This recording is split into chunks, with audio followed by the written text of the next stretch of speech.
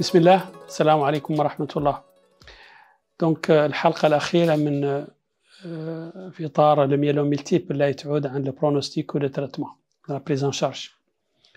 و لو برونوستيك دي ميلوم عنده ان سيستيم دو سكورينغ يقولوا له الار اي اس اس ولا اي اس اس لأنها ريفايزد انترناشونال سكورينغ سيستم.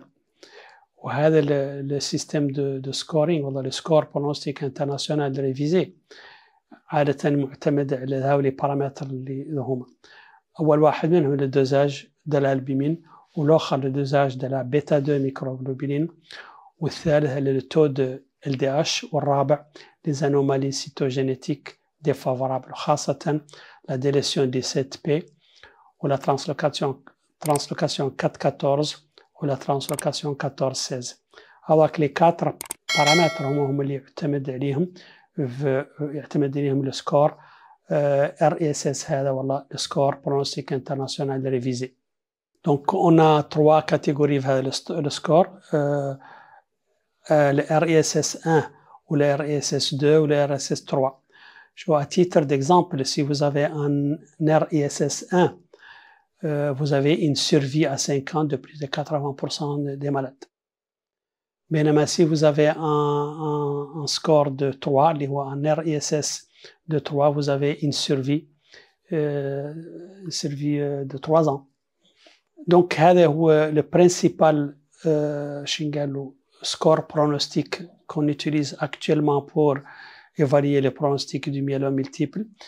Bon, même d'autres facteurs qui rentrent en jeu, منهم la maladie extramédullaire au niveau du foie, de la plèvre, de la peau même, ou surtout une localisation les plasmocytomes اللي يعودوا للرشيش ويعدون des compressions médulaires. Donc les facteurs défavorables في الميلوم هما la maladie extramédullaire ou la plasmocytose circulante. Donc la présence de plasmocytes circulants le frottis sanguin périphérique est un facteur péjoratif. Bien entendu, l'insuffisance rénale, voilà les autres comorbidités. Rappelez-vous, le myélome, il survient chez les personnes âgées, donc d'autres comorbidités.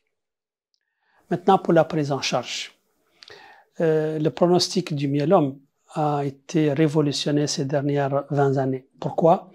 Parce que la médiane est passée de quelques années, 2 ou 3 ans, à 10 ans à peu près en médiane actuellement.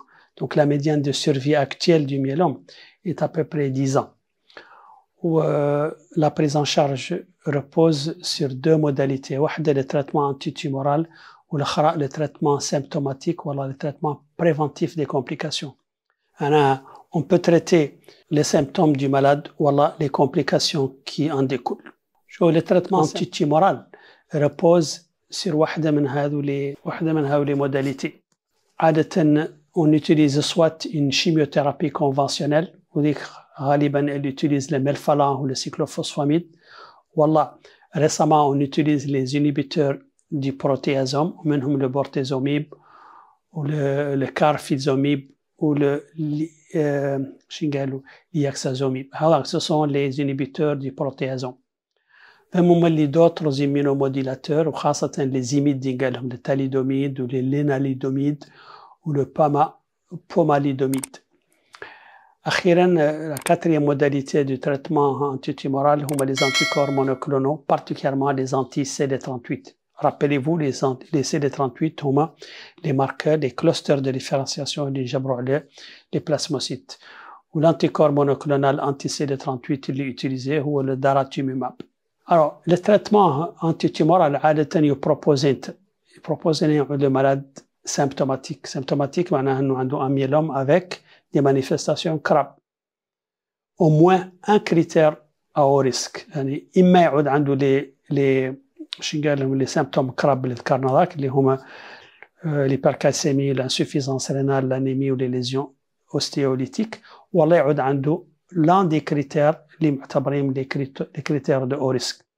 وذوك قلنا لهم une plasmocytose de plus de 60% au niveau de la moelle, ولا plus de 2 lésions focales à l'IRM, ولا un ratio des chaînes légères اللي concernés على اللي ما concernés de plus de 100. Les protocoles عادة اللي يتيليزاو في le traitement du myélome multiple عادة إما l'autogreffe de cellules souches عادة on l'utilise chez les patients qui sont âgés de moins de 70 ans ou qui sont en général en bon état général. هذاك عادة indique شورهم l'autogreffe de cellules souches.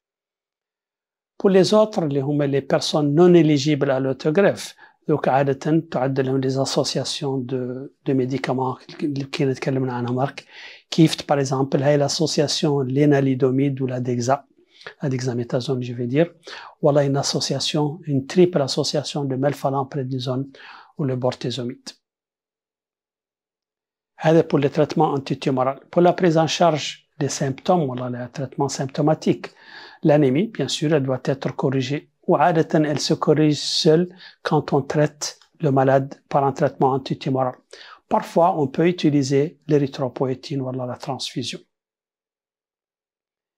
Les lésions osseuses خاصة les douleurs ou les lésions lytiques ou les عادة compliquées donc عادة on les traite à base de bisphosphonates. Rappelez-vous voilà, attention à l'usage des biphosphonates une consultation stomato chez un dentiste parce qu'il y a un risque d'ostéonécrose de la mâchoire à l'usage des biphosphonates. وهم عادة les biphosphonates يعملوا sous forme d'injection mensuelle pendant 1 à 2 années. Parfois aussi, quand les lésions lytiques sont dévastatrices ou importantes, on peut utiliser des vertébroplasties, voilà, des kyphoplasties. وهذا عنده un rôle bien sûr pour combler les fractures ou les lésions lytiques dévastatrices. Il y a un rôle parfois pour calmer la douleur, donc un rôle antalgique. La laminectomie décompressive, bien sûr, qu'on fait lorsque le malade a une compression médulaire. C'est un traitement neurochirurgical en urgence lorsque le malade a une compression médulaire.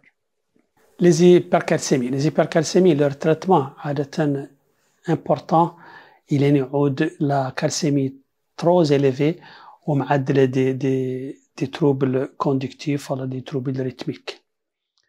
Les principes de la prise en charge de l'hypercalcémie sont la réhydratation. Il faut hyperhydrater votre patient. يعتبروا تقريبا انه on peut aller jusqu'à 3 litres par mètre carré من le poids. La deuxième modalité عقب l'hyperhydratation هي l'usage des bisphosphonates en IV, mais parfois aussi on peut utiliser la corticothérapie. Car parfois il y a une hypercalcémie très importante, on peut même céder d'une épuration extra-rénale, donc sous forme de dialyse pour enlever, voilà, pour épurer le calcium en excès. L'insuffisance rénale, bien sûr, doit être prévenue comment? Par une bonne hydratation. Donc on prévient la survenue de l'insuffisance rénale lorsqu'on réhydrate, voilà, on maintient une bonne hydratation. وهي l'hydratation تعود particulièrement alcaline, elle alcalinise les urines. Pourquoi? Parce que si les urines sont alcalinisées, ceci prévient donc, voilà, empêche la précipitation des chaînes légères dans les tubules. La précipitation des chaînes légères dans les tubules est la principale cause d'insuffisance rénale dans le myélome. Toujours dans le cadre de la prévention de l'insuffisance rénale, il faut proscrire, voilà, interdire l'usage des anti-inflammatoires non stéroïdiens et l'usage des produits de contraste iodés. Les infections les manifestations cliniques qu'on doit traiter symptomatologiquement.